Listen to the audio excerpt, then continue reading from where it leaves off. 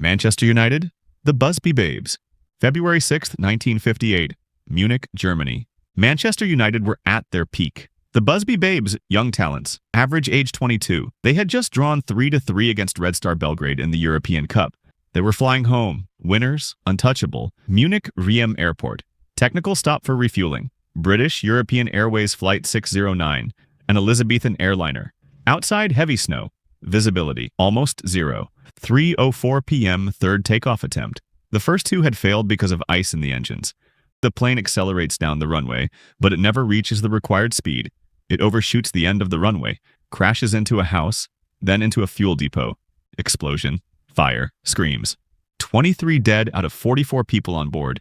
8 Manchester United players, including Roger Byrne, Tommy Taylor, Duncan Edwards, who died 15 days later in hospital. 3 staff members, 8 sports journalists. Frank Swift, former England national team goalkeeper, among them. Manager Matt Busby survives, critically injured, months in the hospital. Bobby Charlton, another survivor, will become a club legend, but that day he lost 8 teammates, 8 brothers, in an instant on an icy runway.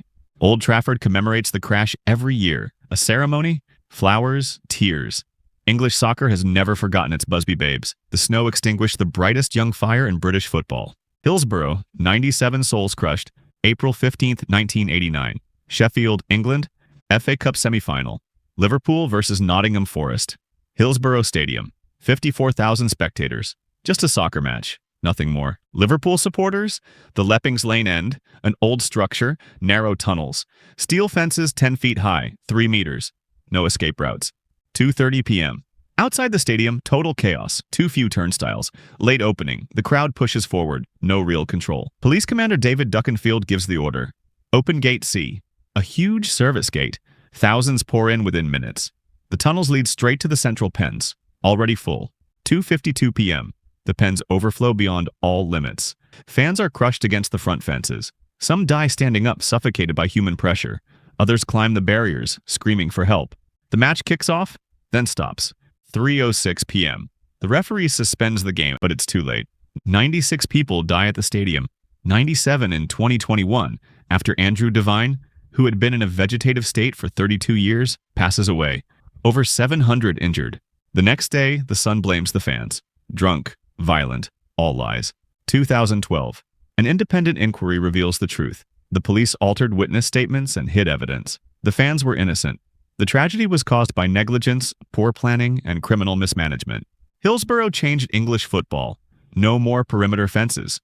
All-seater stadiums, maximum safety. But 97 people never came home.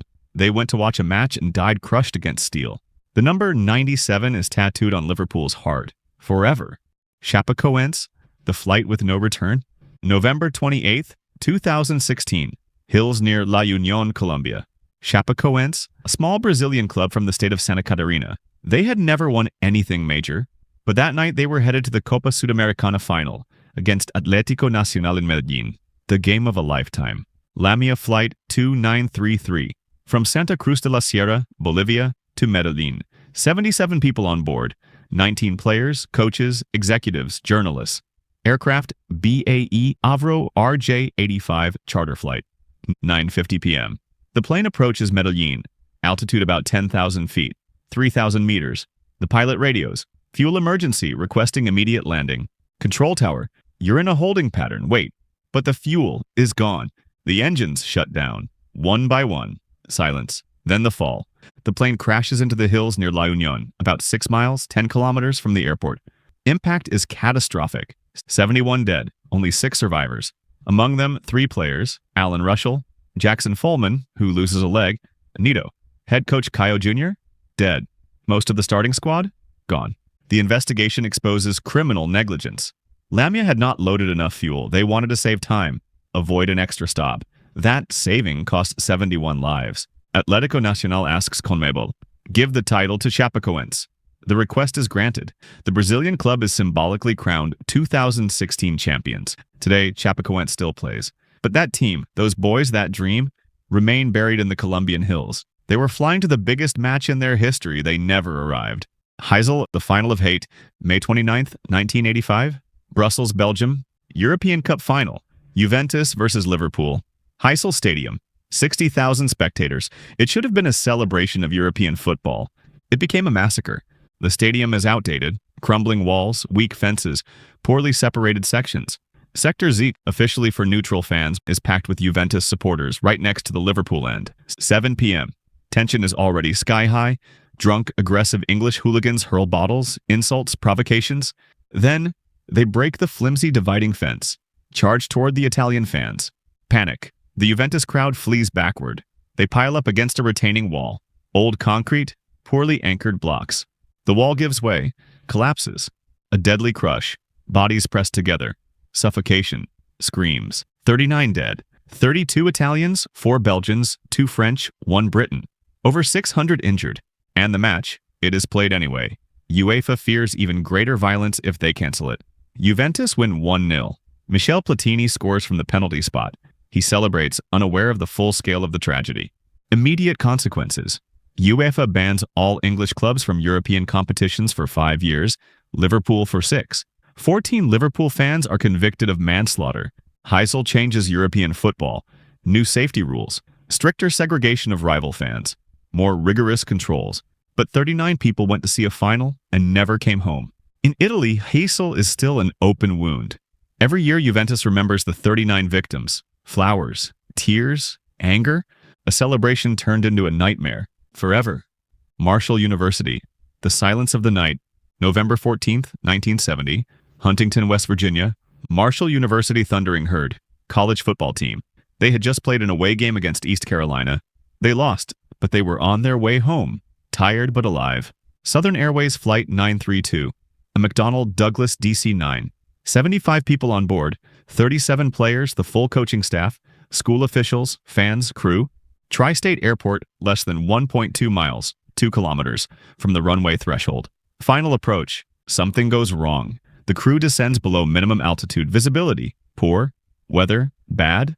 Runway lights. Confusing. The plane hits the ground. Too soon. Too hard. Explosion. Fire. No survivors. 75 dead. The city of Huntington loses an entire generation. Athletes, students, sons, fathers. The investigation concludes, pilot error during descent, a human mistake, fatal. Marshall University rebuilds the team from scratch, becomes a symbol of resilience, of rebirth. In 2006, the film We Are Marshall recounts the story, starring Matthew McConaughey. Every year on campus, a ceremony at the Memorial Fountain. 75 names engraved, 75 lives cut short. They were just going home after a football game. They never made it. The silence of that night has never truly faded. Marco Simoncelli, super sick. October 23rd, 2011. Sepang, Malaysia. MotoGP, Malaysian Grand Prix. Sunday, sweltering heat. The asphalt is boiling. Marco Simoncelli, 24. Number 58, nickname Super Sick. Long hair, infectious smile. 2008 250cc world champion. Now racing in MotoGP for Honda Gresini. Second lap, turn 11. Speed about 75 miles per hour, 120 kilometers per hour. Simoncelli loses grip on the front tire. The bike slides inward, but he doesn't let go. He hangs onto the handlebars. His body and bike cut across the racing line. Behind him come Colin Edwards and Valentino Rossi. No time to react. Impact. Both bikes hit Simoncelli square on. His helmet flies off. His body lies motionless on the track. Red flag. Race suspended. Medical staff reach him in under a minute. CPR on the asphalt. Then an emergency transfer to the medical center. 4:56 p.m. Official announcement. Marco Simoncelli is dead. Severe head and chest trauma. Cardiac arrest. The paddock falls silent. Valentino Rossi, his close friend, leaves the circuit without speaking. Tears. Shock. 3 days later, his body returns to Italy. Coriano near Rimini. Lying in state. Public funeral broadcast live on national TV. Over 20,000 people attend. The coffin enters the church. Leading the procession, his red helmet. The number 58. A few months earlier in an interview, he said, "I want to win, but above all, I want to have fun." He died doing what he loved, but far too soon. 1 corner, 2 seconds, 3 bikes, and Super 6 smile went out forever. Len Bias, the night after the dream. June 19th, 1986. College Park, Maryland. Len Bias, 22. College basketball superstar at the University of Maryland. Many considered him the best player of his generation. June 17th, 1986. 2 days earlier. NBA draft. The reigning champion Boston Celtics select him with the second overall pick. He was supposed to be the next Larry Bird, the future of the franchise. Len celebrates, returns to campus with friends. That night, everything is in front of him. Fame, money, rings, records.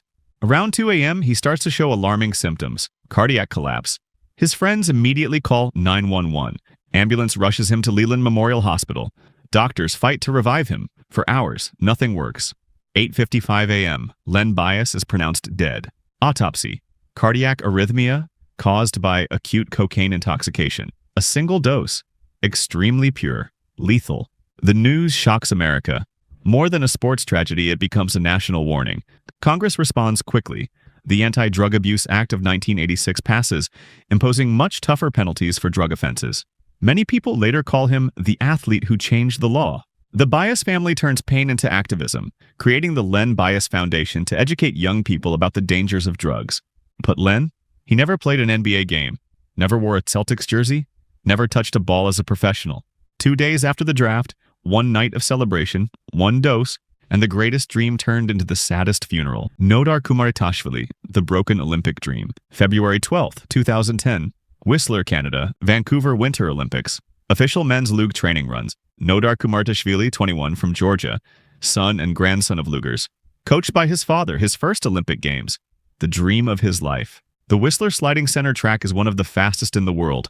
Length, 4,757 feet, 1,450 meters. Vertical drop, 499 feet, 152 meters.